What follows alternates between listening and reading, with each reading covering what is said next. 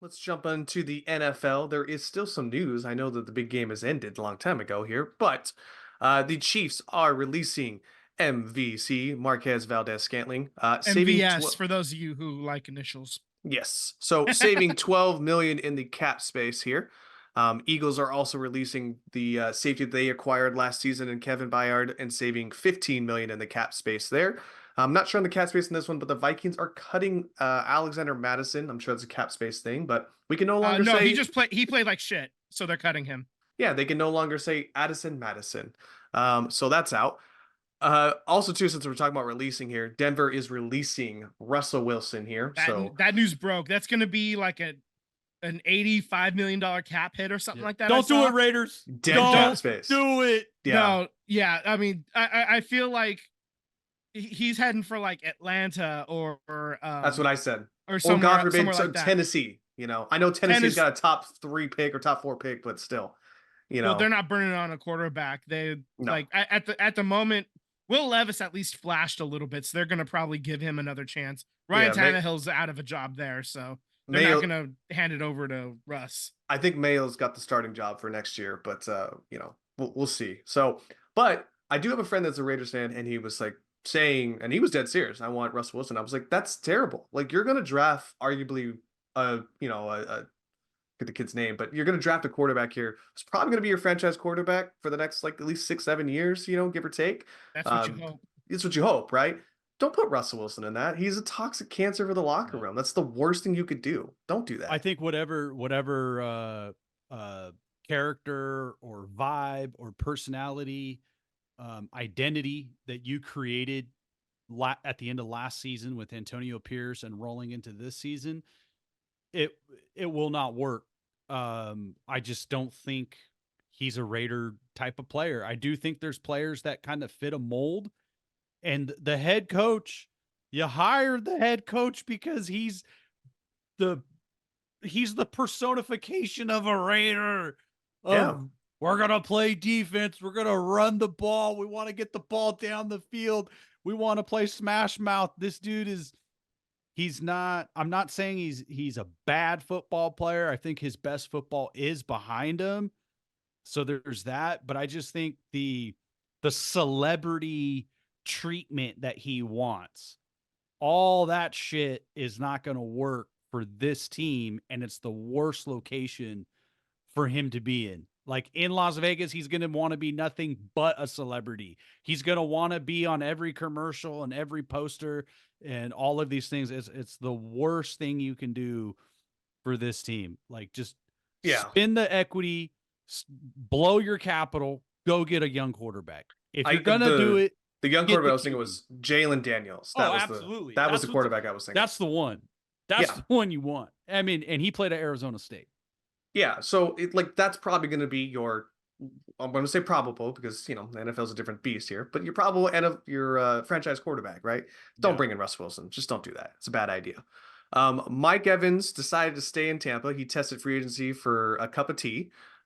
He stays in Tampa for 2 years, $52 million, and then getting over to some, we'll say some off-season moves between teams in here. 49ers promote defensive pass game coordinator Nick Sorensen to the DC, and they hire Brandon Staley to a prominent role on the staff. Vince, how are you feeling about Staley coming to your team? Well, Staley, the prominent role He's is going to officially be assistant head coach now. They, I put in prominent role when they didn't know what he was going to be exactly. That's since been like, he's going to be the assistant head coach. I mean, he's a smart guy. He's not he couldn't get it to like his ideas to work as a head coach, but he got that head coaching job because he was running competent defenses, Right. so I it never hurts to have another set of eyes on the defense, especially with Kyle being such the offensive guru. I mean, it's going to be Nick Sorensen's. He's a defensive coordinator, so he'll probably end up having a lot of like pull and a lot of say and a lot of like the day-to-day stuff. But having a second set of eyes in there is not going to hurt at all. And as long as everybody's getting along, I'm fine with it. It's I want to see it play out before I have extra judgment. Maybe Chargers fans are laughing or something, and that's fine. he ended up sucking as a head coach. And maybe he gets another shot in a decade or so when he matures a little bit. And but for now, he's If Josh McDaniels got a second chance, yeah, exactly. I mean, Staley it was deserves about a one. decade, right? You Yeah. know, I do think Mike Evans going back to Tampa pretty much locks in that they're gonna work every ounce of money they can to keep Ayuk at this point, right? Because I think Mike Evans had a strong chance of being a 49er for a second, and then he quickly, nope, I'm going back to Tampa. I never once thought for a second that Mike Evans was coming to the Niners. So I don't know. I guarantee you a Maybe- lot of 49ers fans definitely thought that. Maybe not you, Vince, but a lot of 49ers fans definitely but thought that. I'm also rooted in reality. Some of them are rooted in reality too. Okay, Yeah, I will admit. I'm just saying. Was that I had- reality or like some wishful thinking? It's you wishful know? thinking. Well, because at they best. thought that Ayuk was going to demand a lot of money, right? So they thought, well, let's spend it on Mike Evans, right? And I was like, I mean, I guess I get it, but at the same point, Here's at the the same thing, time, a lot of Ayuk makes more times sense in this a offense. a receiver that's almost 30 years old going to a new team does not work a lot. He's Yeah. better off sticking with the current team. And we see like in fantasy football, we see that happen a lot where guy gets a new contract and he goes to the new team and it just does not work. Marquez Vince- Valdez-Scantling, we just Yep. talked about him. I'm it did not with work. you on that. I'm totally with you on that. And there's a lot of free agents that Raider fans are wishful thinking right now. And like two players are from the Chiefs, right? Chris Jones, and Sneed. I actually think Chris Jones is amazing. But I'm actually I just think he's an older player, and hardly ever do older players work out as a free agent in their contract. Hardly ever. And that's why I feel like if you're going to go after a free agent, you go for a younger guy, because there's upside, where we've seen so many older free agents, especially with the Raiders. It seems like they just come and their career dies. And let's keep seeing the youth movement happen for the Raiders and better players. But I'm actually kind of nervous about free agency for older players too. Yeah. So yeah, if you're a free agent, you're probably your best course if you're on a good team is to stay home. Stay with that team, and because they know how to use you properly. They they already have the infrastructure around you. You already have a home built up. If it's close, stay home. If if the money's way different, like you're getting. If somebody's offering you, like 5 million more a year or whatever, go take your money, go do it. But like, if it's within range, if they're within shouting distance of each other, if it's close, I think it's better just to stay put, because you're going to keep providing more value to that team, to the current team than the new one after a year or two. Yeah. Okay, so we got a sad note. Chris Mortensen, former, I guess he was the reporter for a long time for ESPN. He passed away from throat cancer at age 72. RIP Chris Mortensen. And I mean, that's a guy that we've been getting reports. It's he's been giving us reports forever, as long as I can remember. We grew up with Chris Mortensen giving us the breaking news. Yeah. So. Yeah. Who's the? I'm trying to blank now. Who's the news reporter that breaks all the NFL news? Schefter.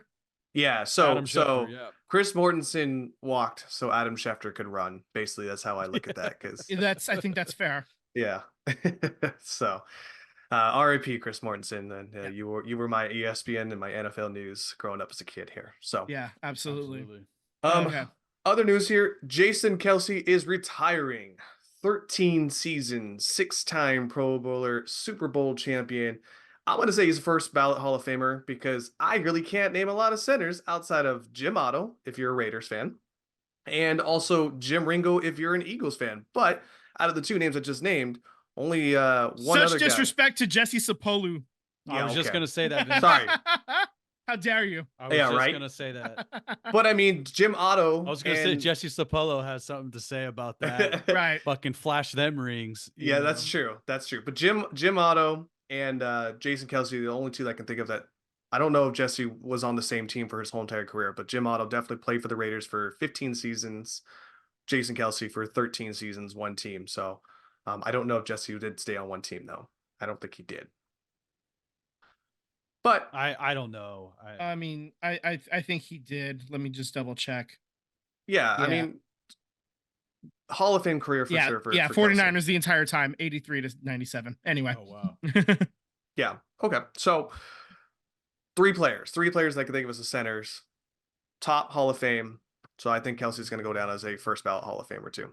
So I also heard that he's probably going to go into broadcasting, which kind of seems like the right angle, seeing as how he has one of the most popular podcasts in the nation. Yeah, I So, mean, let's be honest here. Why is that podcast so popular right now? Though it's his brother doing a little bit of heavy lifting, bringing in the Swiftie contingent. to be fair though, before the Taylor Swift thing, it was popular before. Don't get me wrong, but yeah, before the Taylor Swift thing, they that were still the number podcast- one podcast. No, that podcast jumped up like crazy high. Like we're talking like the listenership on that one.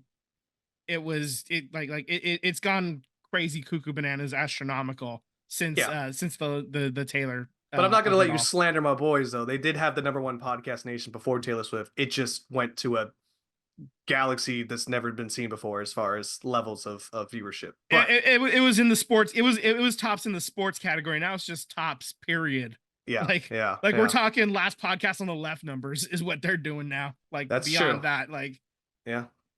That's also a really good podcast, by the way. If you haven't listened to the last podcast, that's another story for another time. Anyway. All right, that's all I had on my NFL news.